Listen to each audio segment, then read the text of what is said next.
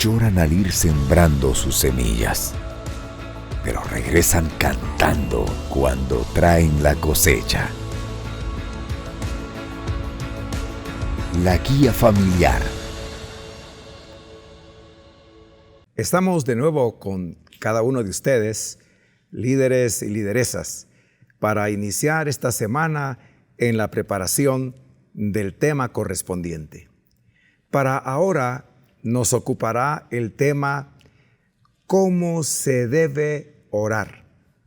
Y yo quiero que me acompañes en la lectura que estaremos utilizando en cada una de las células de adultos. La tendremos en el Evangelio de Mateo, en su capítulo número 6, y vamos a leer del versículo 5 al número 8.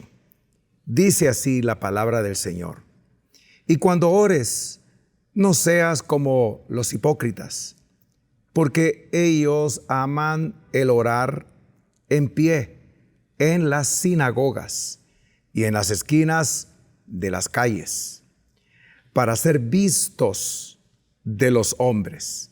De cierto os digo que ya tienen su recompensa.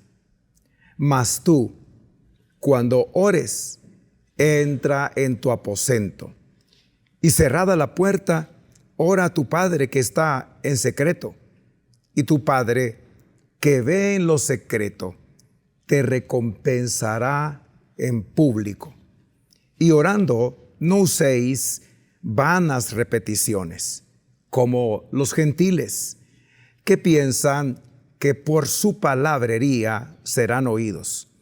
No os hagáis, pues, semejantes a ellos, porque vuestro Padre sabe de qué cosas tenéis necesidad antes que vosotros le pidáis.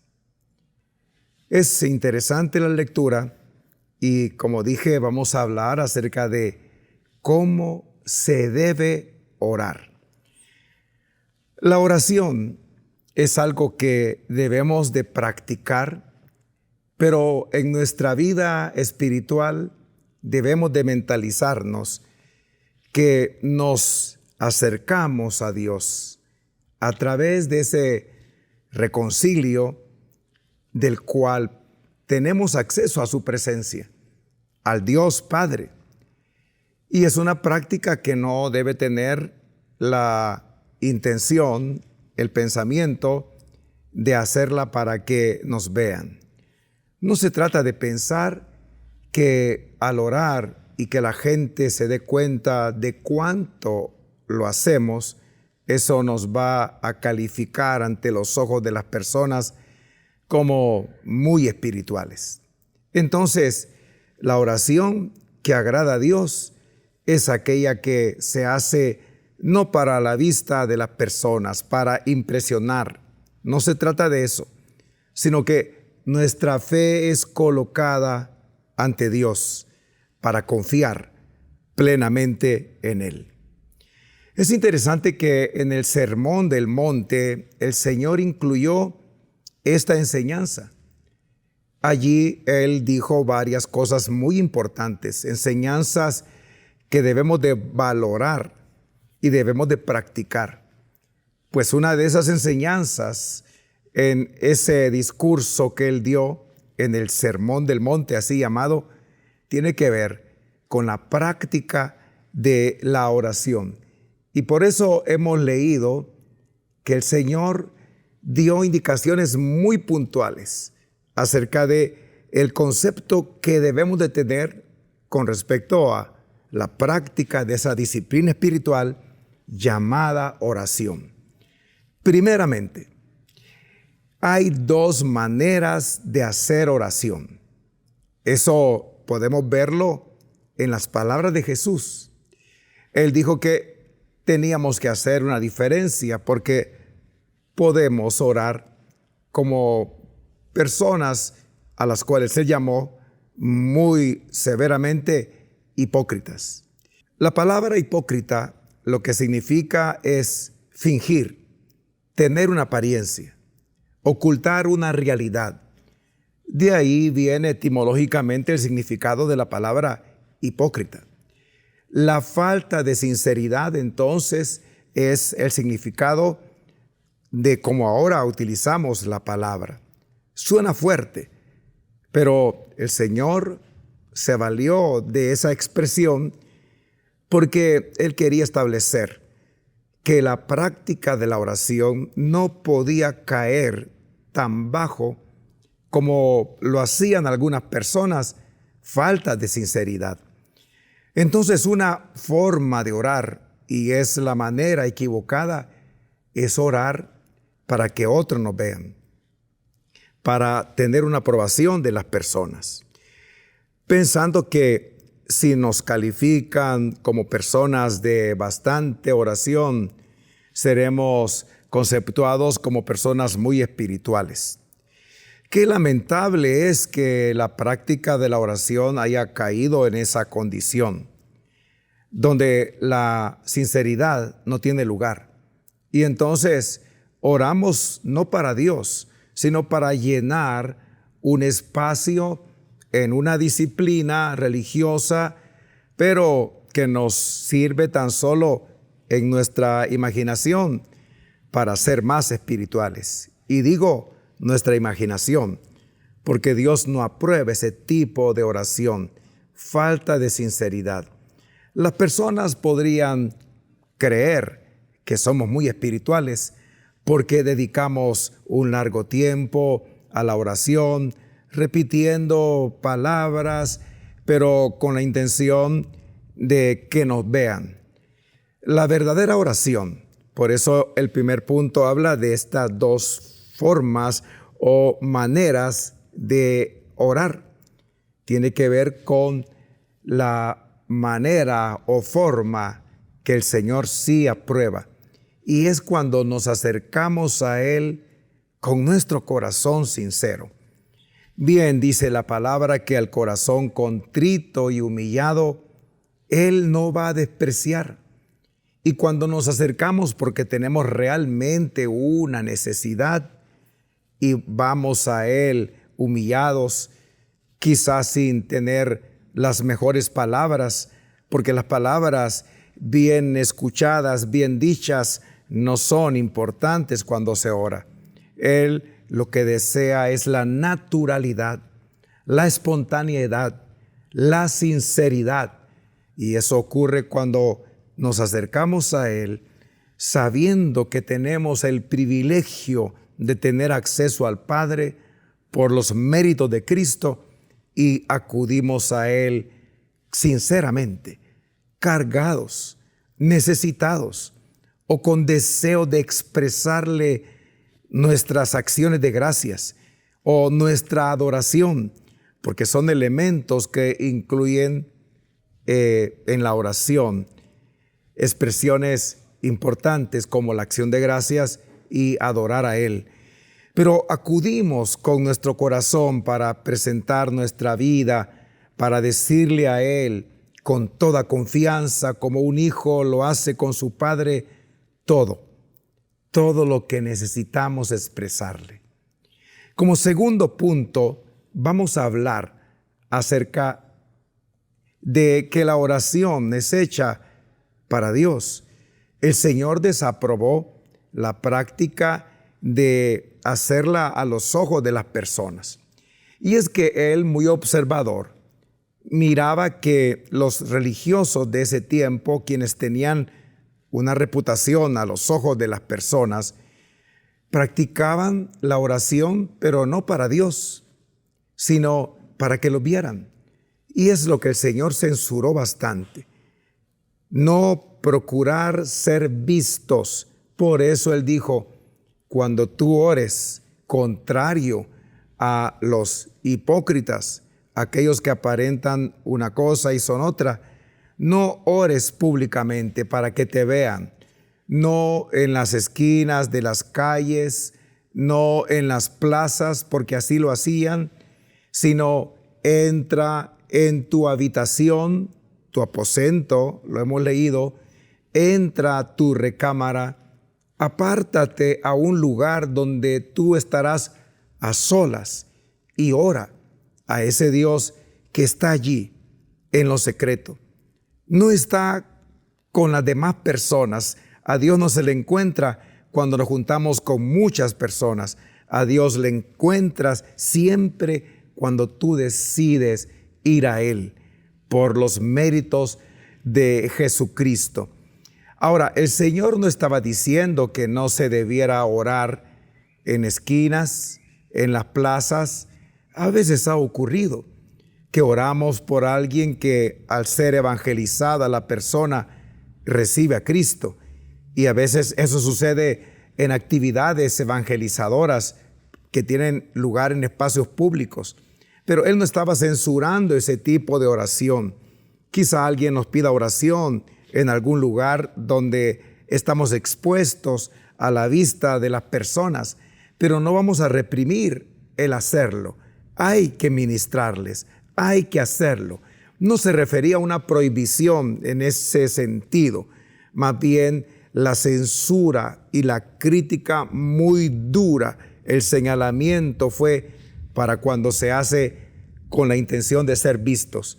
Pero es a Dios, y entre más secreta sea nuestra oración, y ese tipo de oración es esa oración personal, donde acudimos a Dios porque necesitamos tener esa práctica cotidiana, como lo recomienda la Biblia, cuando dice el apóstol Pablo que no se deje de hacerlo. La palabra o la frase conocida es orad sin cesar. Allí es cuando acudimos a Dios en cualquier lugar, pero es nuestro lugar secreto o privado donde a solas con Dios podemos orar. Como tercer punto, es importante comprender que hay que orar con confianza firme, puesta en ese Dios que nos escucha. Eso es la fe. Y no con palabrerías. Aquí podemos equivocarnos, porque podríamos creer que una oración que será escuchada es aquella que se dedica por largos minutos, nos entregamos para orar muy extensamente, y entre más tiempo y más días oremos por lo mismo, repitiendo la petición, buscando las mejores palabras, seremos escuchados. Y es que así era como oraban los religiosos en el tiempo de Jesús.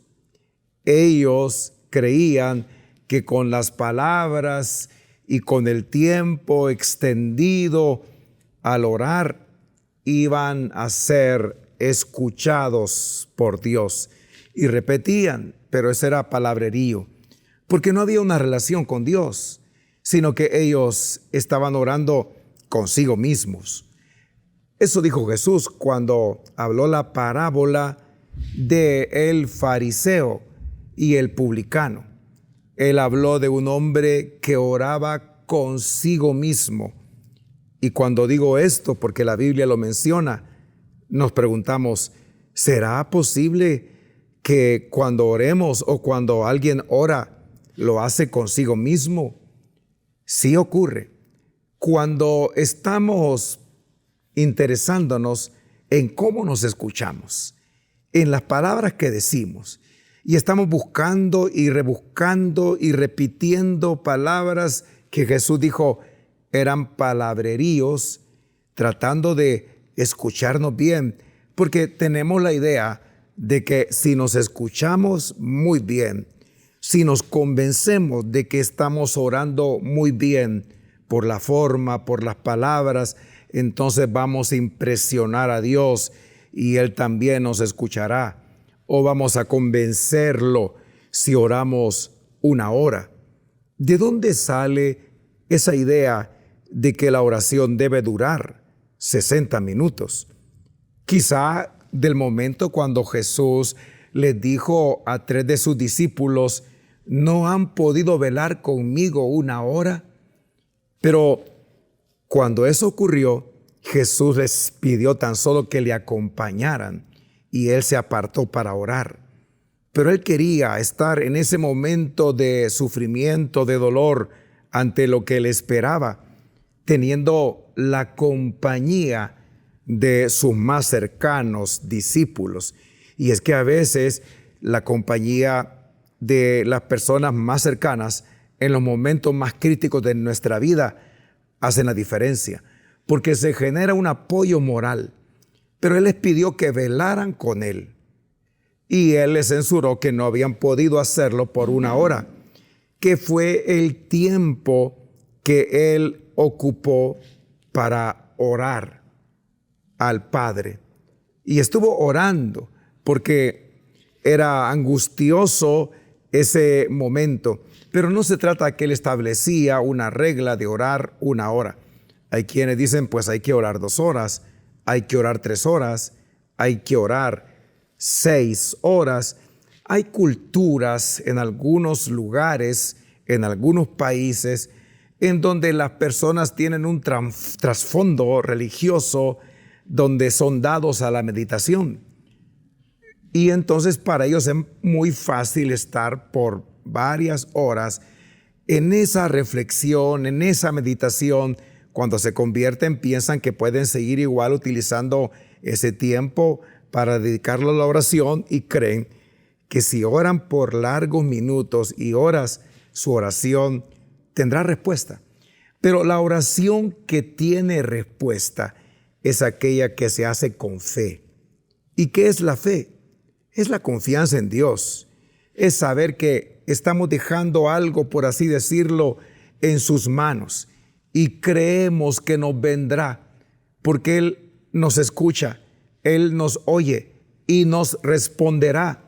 Quizá la respuesta no sea exactamente lo que estamos pidiendo de manera literal, pero Dios siempre responde.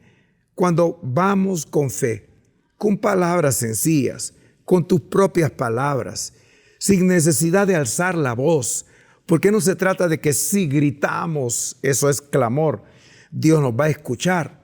Como que si Dios está estorbado por una serie de ruidos, hay una contaminación audible y necesitamos penetrar hasta su presencia alzando la voz. No, tú puedes hablar de manera espontánea porque Dios te escucha. Dios no está allá lejos, está cerca, muy cerca de cada uno de nosotros. Ese Dios invisible, pero siempre presente, nos acompañará en todo momento. Entonces, la enseñanza de la oración generada por Jesús o dicha por Él, ocurrida en el monte y llamada una enseñanza en el sermón del monte, como ahora lo hemos tratado de reflexionar, es la forma en la que debemos practicar esa vida espiritual, esa disciplina importante, disciplina cristiana de la oración. Pero evitemos esos errores. Orar para que nos vean, hay que orar para Dios.